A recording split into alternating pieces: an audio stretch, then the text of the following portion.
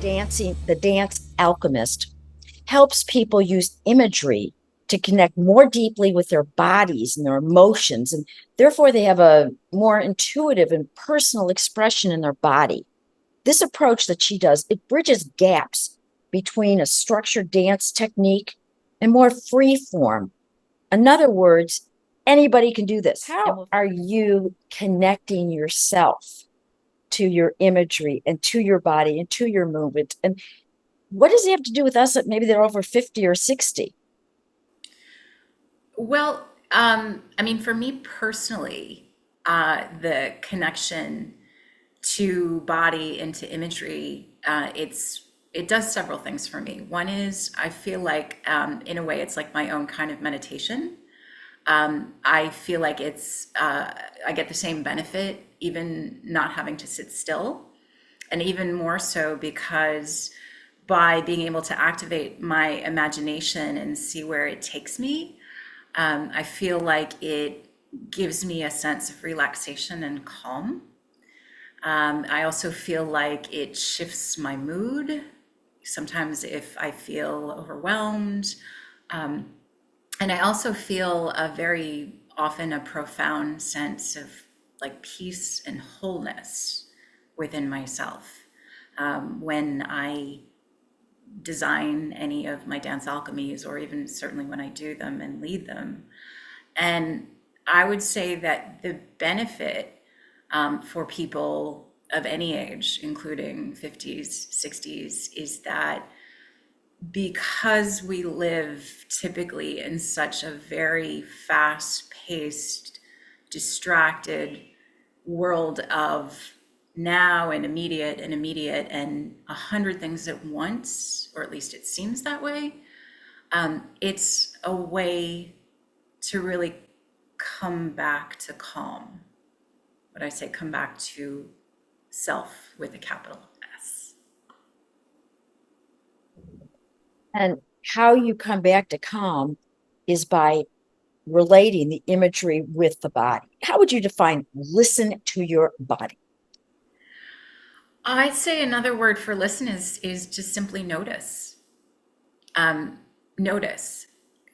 And what that means is take the kind of the extreme point of that is a lot of times the reason that we notice our bodies is when we're in pain.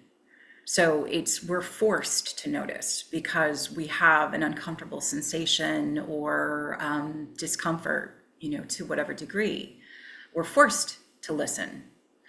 And this is the more proactive approach of when we choose to bring attention to different parts of ourselves, to feelings in the body, sensations, emotions, even. It's an opportunity to, I would say, it's really the body giving us information that is often below the level of conscious awareness. And that's often where things, really valuable information is stored about how we really feel, that we don't acknowledge or are not aware of, physically, mentally, emotionally, even spiritually. Wow, how true. I mean, I know there were years where I did not want to listen at all. Yeah. So, say somebody takes your workshop. I understand that you don't have to be your level. So, okay, now their workshop is over. Now what? What happens with them? Well, I mean, I always want to leave people in a space of now what, from a place of how can I use what I've discovered in my life. So the now what is often I've seen something, and there are probably places where I can use this information. So it's whatever one has discovered about themselves or some aspect of their life, because I always say that how they are in the workshops, that's often a map for how they are in life. It's not just about the workshop. So for example, I'll give you a student of mine. She in connecting with her heart, she realized that there was still all of this grief there. And just by feelings of discomfort, and she felt tightness in her chest and had a lot of resistance to the exercise in general. And then when she really sat with it and thought about it, she said, I haven't really fully processed. She had lost, her partner, boyfriend, who she had lived with for many years, who had passed untimely of cancer.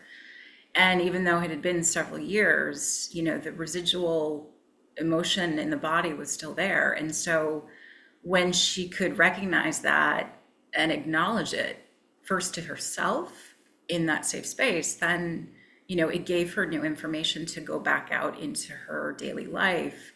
And I think, she did some journaling with it. She really took some time to grieve.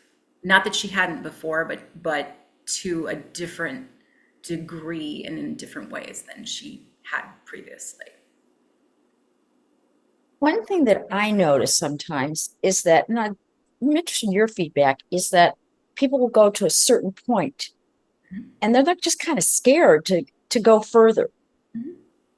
How do you help somebody that is there and yet they can help and they can apply it to their lives? I mean, I've seen this, but there's only a certain point. I guess then they'll say, well, I got tired, or well, I was distracted, or well, this, or well, that. How would you address that? Well, I think, there's certainly a couple approaches, but mine are I try to ask questions that will be helpful in them uncovering from themselves maybe what the nature of that block or the fact that there is a block there might be. Um, I, can simply support them by just continuing to engage them in whatever way. I can make suggestions. In the case, for example, of this student who was still experiencing grief, I might recommend, some kind of a complementary modality like acupuncture, for example. I'm a huge believer in, and I've gotten tremendous benefits from things like dealing with grief and depression, to move, energy, the root cause as well as the symptoms. So I really just support them in either in conversation or things that I can suggest. What I find doesn't work is unsolicited advice. I'll say it that way. Because, the old expression, you can lead a horse to water, but it's like that.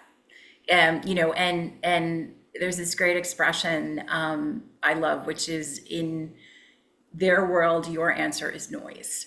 So it's like you may see the answer, but if they are not in a space to hear it, it doesn't matter.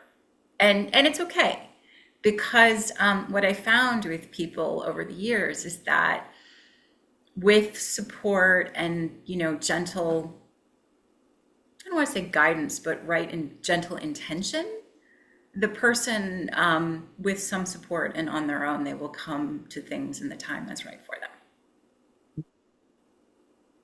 Well, that would make a lot of sense and help connect those dots. Yeah, I'm curious, what is your self-care routine? Because this is part of self-care, is what I'm hearing. Yeah, absolutely.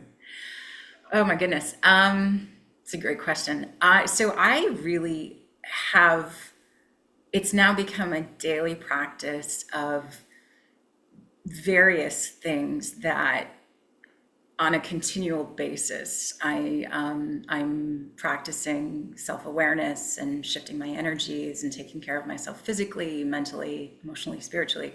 Now, specifically how I do that is I have a really strong physical practice. So I am in professional level dance classes at least several times a week, if not every day. I'm dancing when I teach. I also kickbox and it's another passion of mine. I've done that for 13 years and it's a very, very physical practice. So I think moving energy and moving the body is, I've found for myself, super important because it's always given me tremendous benefits. I feel empowered, confident. It also elevates your endorphins, all your feel good chemicals, dopamine. And as someone who's highly sensitive, and I had a history of depression in my family lineage, which I never really realized until much later in my adult life. So I'm also susceptible. So it's a way that I'm able to really abate that, not just manage it.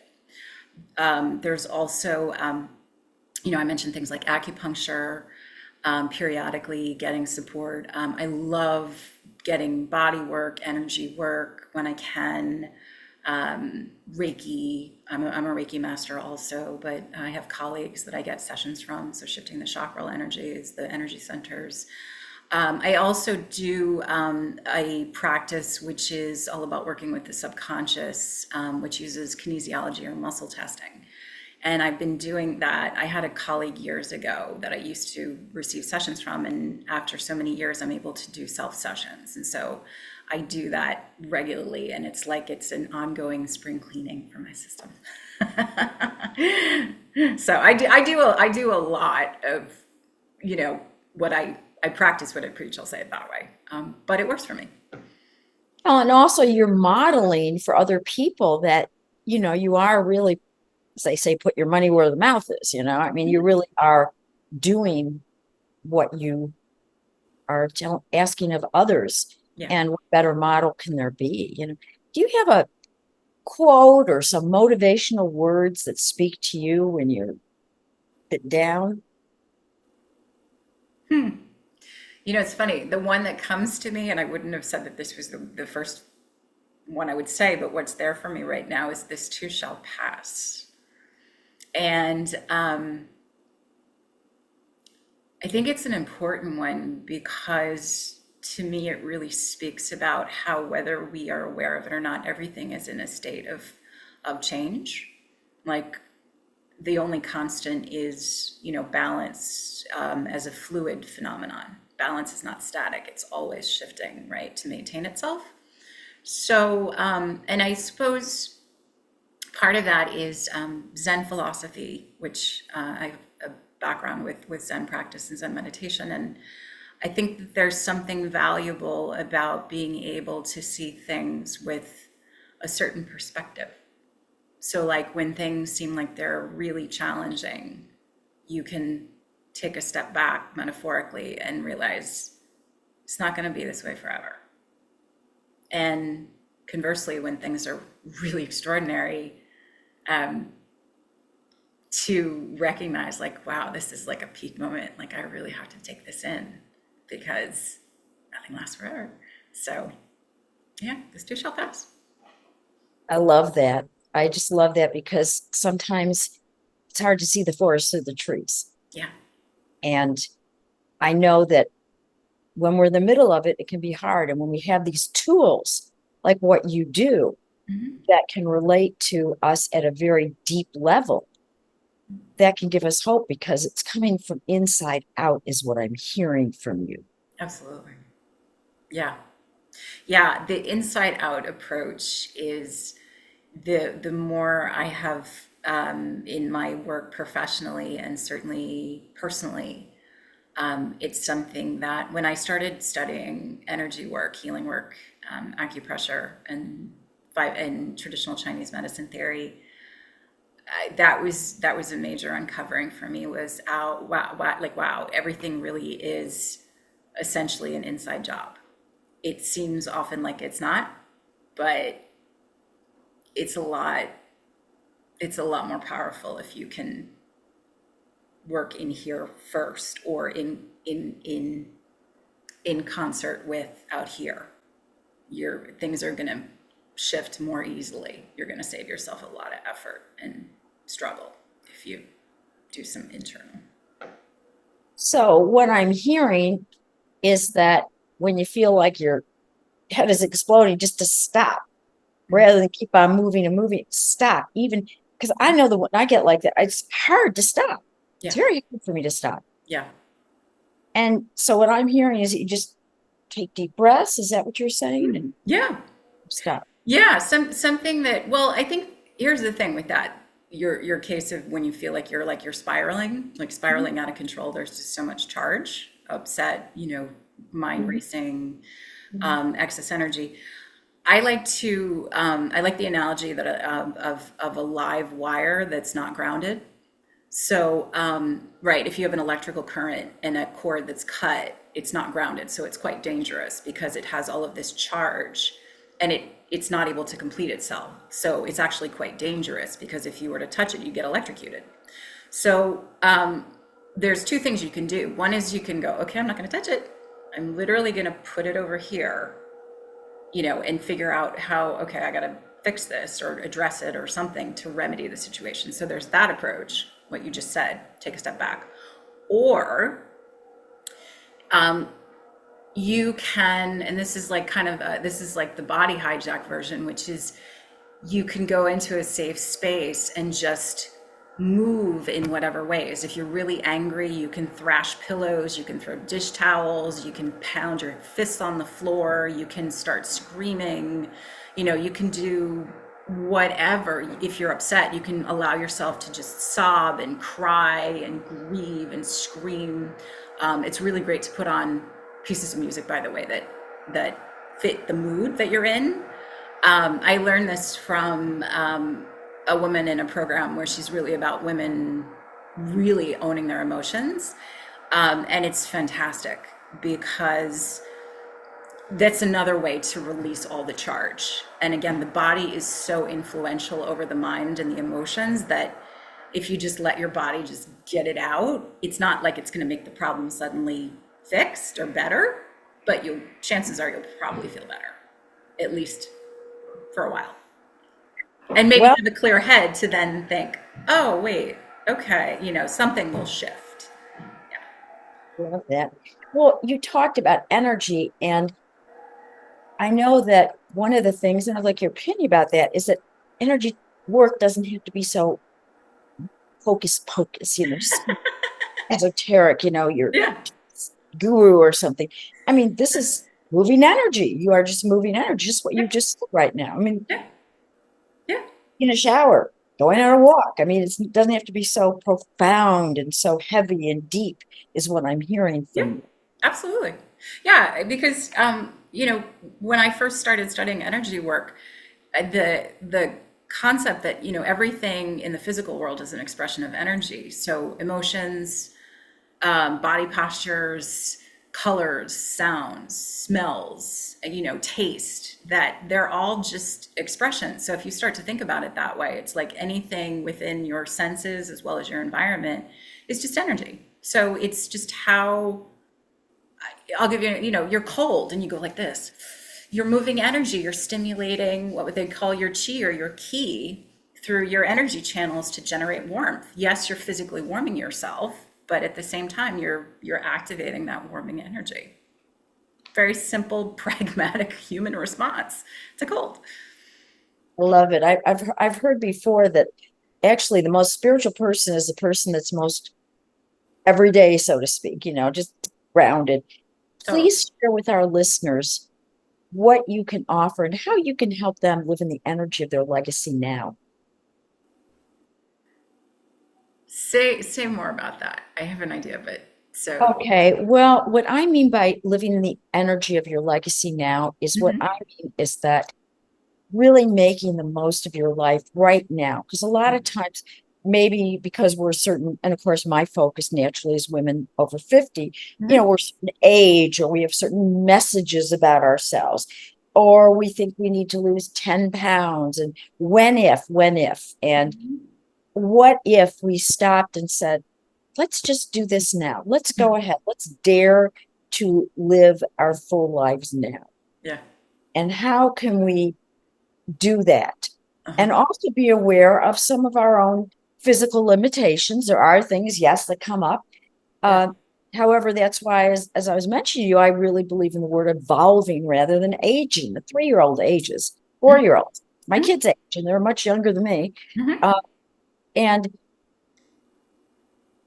how do you see the connection between this and really grabbing living life at its fullest? Yeah. Well, it's interesting because I believe that, and they've done studies about this paradoxically, when you're really living at your fullest, you're actually there are all these neurological and physiological phenomena that you actually reverse your aging because you're filled with vitality. So isn't that interesting, right? That there's that piece of is it really in one's best interest to live at your fullest? And I'm not talking about like just like, go for broke and don't sleep and drink lots of caffeine or alcohol or, like that, not like don't abuse yourself. But what I mean is like live in your purpose. So, if there's something that you really want to do that is your passion or like you've always wanted to do and you've been in that space of like, well, someday or I could have and I didn't, to embrace a benefit of embracing that is it's actually going to give you a lot of energy and vitality. That's the first part. And the second part, also kind of paradoxically to this conversation, is I remember reading this book once. I think it was Barbara Hewson, she's an advocate for women's financial independence and empowerment, and she's just she's really about women's wealth from a spiritual perspective. And she said something in one of her books about when you want to get in touch with your purpose, if you were to ask yourself, like, if you got that, God forbid, news of like, you've only got this much more time in this existence, 6 months, what would you do? And that still sticks with me because I periodically come back to that as a way to ground myself in and no one knows how much time we actually have. And when you can look from that perspective, not as a way to scare yourself or to be afraid, but rather to empower yourself about like, it's time. It's time. The idea that, it's an illusion that there's a someday. There is no someday, right? The only moment that we have any say about is this present moment. So now that you know that or are remembering that, now what? And then that becomes the access to like, I really, really do want to do that project. I was afraid of it. And so I stopped and I sabotaged it, but I really do want to do it. Okay, now what? What could I do today? What could I do tomorrow that's going to forward the action in that? For me, it gives me courage because, I all, regardless of where we are in our lives, we all have these dreams, these big things, and small too, not just big, but like things that are so important to us, like in our hearts, and to not just dismiss them. They're there for a reason. So to get present again to like, what are they? And oh, right, I need to start listening to that again and start taking actions. And what you do sounds like that helps pave the way for that. Yeah. Yeah. It does because I would say that one of the primary reasons for that is in my work, people are really invited and sometimes even confronted to deal with how they actually feel. The body does not lie. That's another one of my favorite quotes, by the way, Martha Graham, iconic 20th century, one of the first modern choreographers and true genius, and just completely, talk about me, then she was just elevated, the woman divinity, strength. All of her work was about, women goddesses and powerhouses. And